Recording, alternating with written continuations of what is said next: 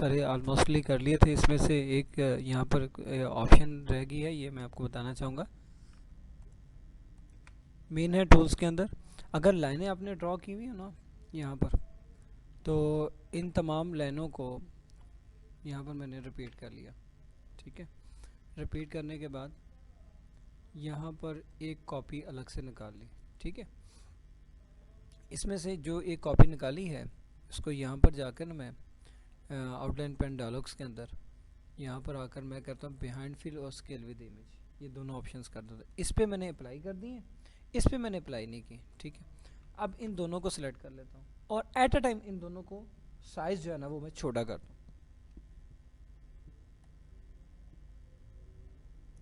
बहुत ज़्यादा छोटा कर दिया। अब ज़रा जूम करके देखें और छोटा करें।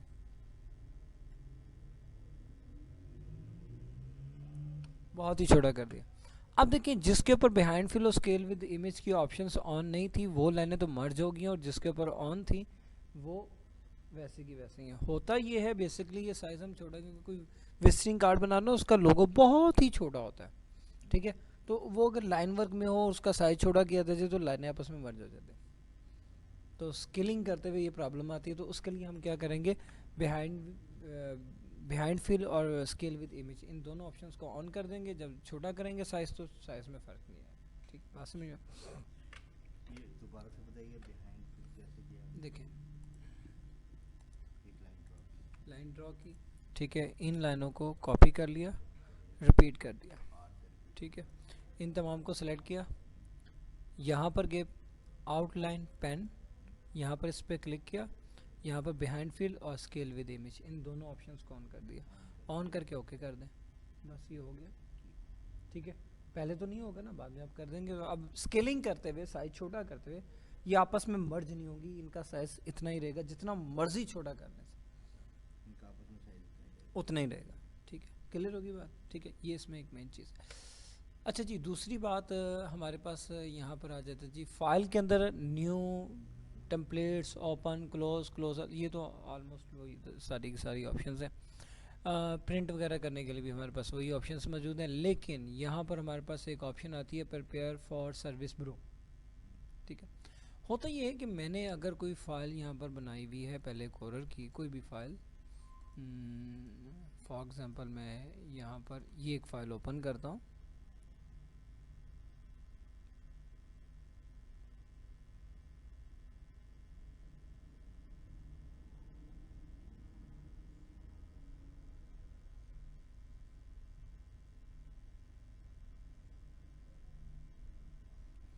इस जगह पर ये देखें, ये मुझे ना, जैसे मैंने ओपन किया तो ये मुझे दे रहा है कि यहाँ पर फाउंड कुछ मिसिंग है।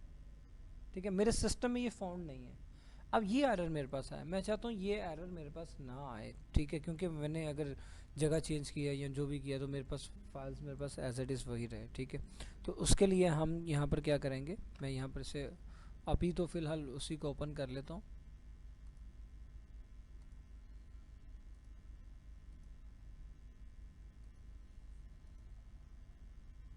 चलिए इसी को ओपन करता हूँ, टेम्परेरी करके इसे ओपन करता हूँ। ठीक है, कि वक्ती तौर पे जो भी फ़ॉन्ट है, अब उसने ना अजीब से अपने फ़ॉन्ट दे दिए क्योंकि ये फ़ॉन्ट इसमें नहीं थे। ठीक है, मैं यहाँ पर ना फॉर एग्ज़ाम्पल इसको कहता हूँ कि भाई इसके फ़ॉन्ट जो है ना ये मेरे पास महफूज रहें, एज इट इज़ रहें। मैं यहाँ पर फाइल में जाता हूँ, प्रिपेयर फॉर सर्विस ब्रो। ठीक है, इस ऑप्शन पे मैं क्लिक करता हूँ। जब मैं इस पर क्लिक करता हूँ, नेक्स्ट करता हूँ, आगे चल के फ़ॉन्ट सारे के सारे जितने भी इसमें मौजूद थे सारे के सारे उसने सेलेक्ट कर लिया, नेक्स्ट किया, फिर नेक्स्ट किया। अब पाथ दे रहा है, पूछ रहा है कहाँ पर करना। मैं कहता हूँ ठीक है, डेस्कटॉप पे बैनर के नाम का एक फ़ोल्डर बना दे, उसी के अंदर से सेव कर दे, नेक्स्ट किया। ठीक है, अब आप डेस्कटॉप पे जाकर चेक कीजिएगा,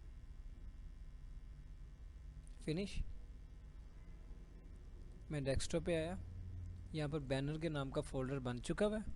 इसमें ये सारे फ़ॉन्ट जो भी मैं उसमें यूज़ कर रहा था सारे के सारे इसमें मौजूद हैं, और ये फ़ाइल भी मेरे पास यहाँ पर मौजूद है। ठीक है, अब मैं पूरा फ़ोल्डर कॉपी करूँगा, जहाँ मर्ज़ी ले जाऊँगा। अब किसी भी सिस्टम पे जब बैठूँगा तो उस पर क्या करूँगा, मैं इन तमाम फ़ॉन्ट्स को कॉपी करूँगा। कॉपी करने के बाद यहाँ पर सेटिंग में जाऊँगा, कंट्रोल पैनल में जाऊँगा।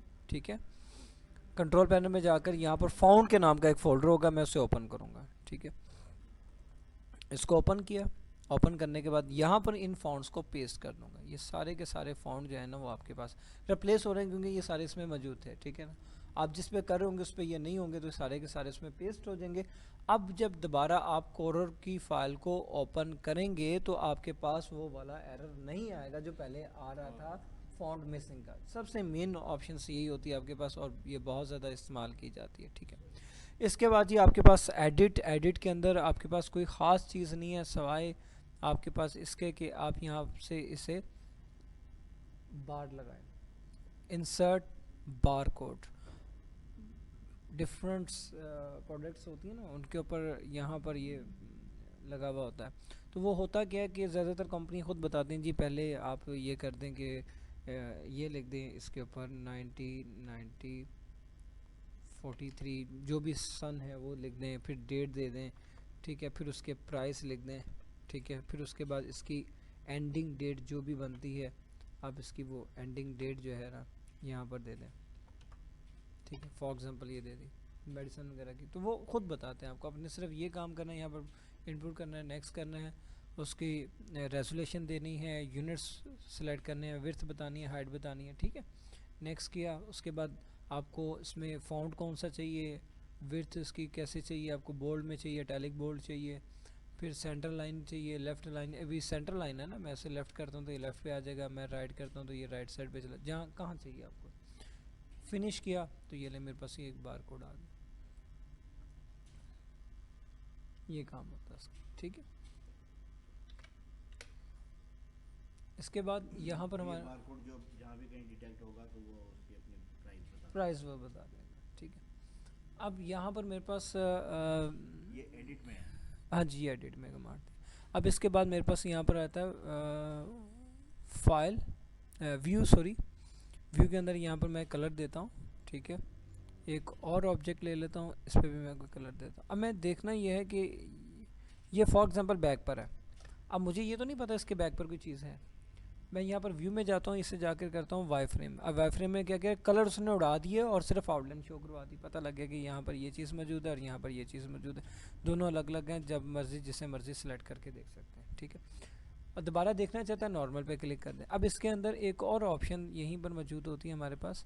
मैं अगर यहाँ पर ना ये दो ऑब्जेक्ट्स मौजूद हों, ठीक है, जैसे ये दो हैं, इन पर इंटरेक्टिव ब्लेंड टूल अगर मैं अप्लाई करूँ इस तरीके से।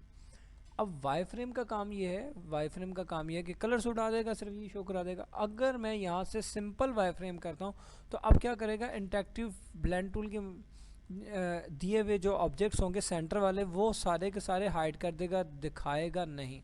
अगर मैं इसे ऑल सेलेक्ट करता हूँ तो यहाँ पर डॉट डॉट शो करवा रहा है, वो बता रहा है कि यहाँ पर कुछ है, क्या है वो यहाँ पर जाकर आप कम ज़्यादा करके देख लें, ठीक है। नहीं तो यहाँ पर जाएँ वाई फ्रेम करेंगे तो अब आपको कॉपियाँ शो करवा देगा।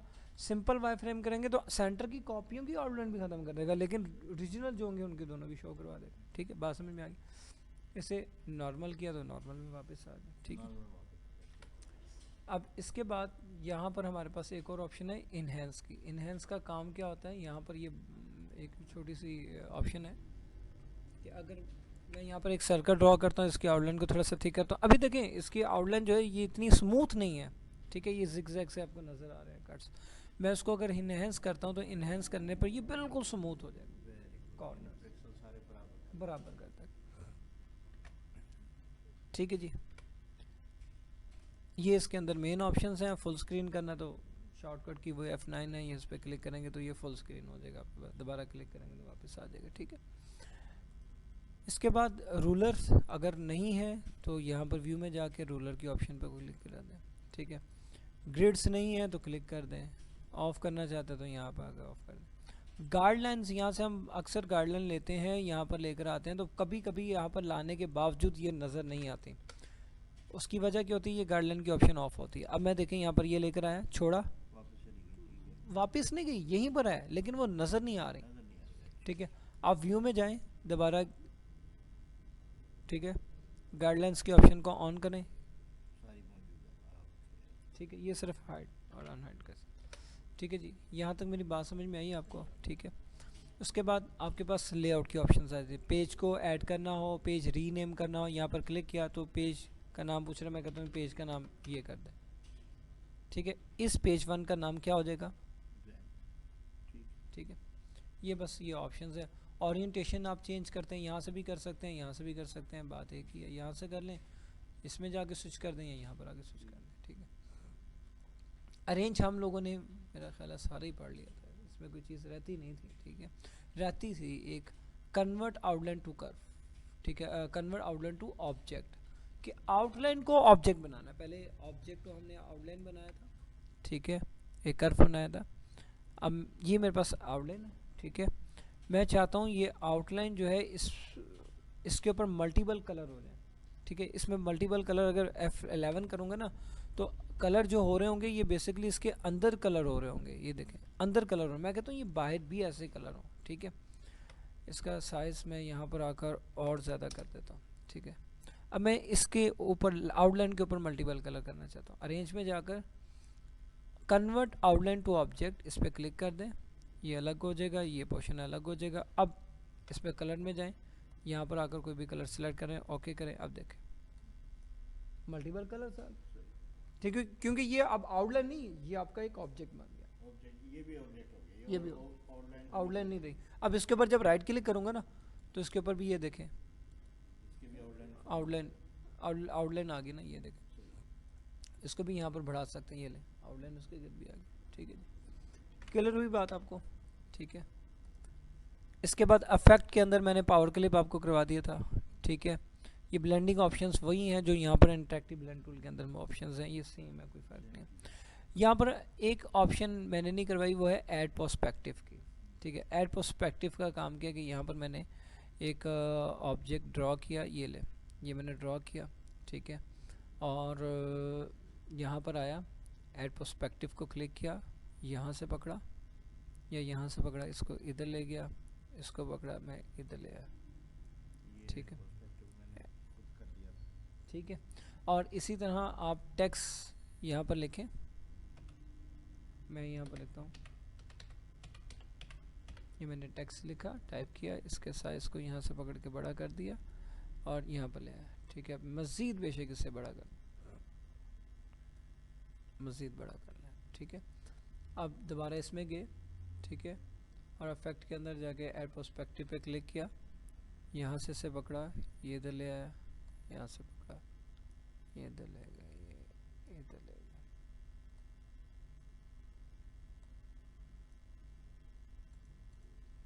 एक दीवार जैसे शो करवाती ना, सेम इसी तरीके का इफेक्ट्स आपके पास यहाँ पर भी आता, ठीक है जी। क्लियर होगी बात, ठीक है।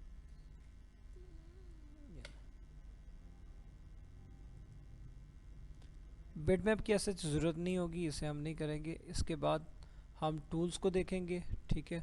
टूल का पूरा मेन्यू हम पढ़ेंगे, इसमें मेन ऑप्शंस और टूल्स की कुछ टेक्स्ट की और सॉरी टूल्स की, ये दो ऑप्शंस रहती हैं। ये कल ही इंशाल्लाह हम कंप्लीट कर लेंगे, कोर हमारा ख़त्म हो जाएगा। लेकिन इन पेज का भी एक लेक्चर है जिसमें से कोरर से इन पेज से फाइलें कोरर में लेकर आनी, टेक्स्ट उर्दू में लिखकर, तो यहाँ पर कैसे आएगा, उर्दू में भी तो आपने काम करना है ना, सारा काम ही आपका बेसिकली अगर अखबार के लिए काम है, ठीक है, उर्दू न्यूज़ के लिए काम है, तो फिर आपको इसी तरीके से करना पड़ेगा, ठीक है जी। यहाँ तक हो गया।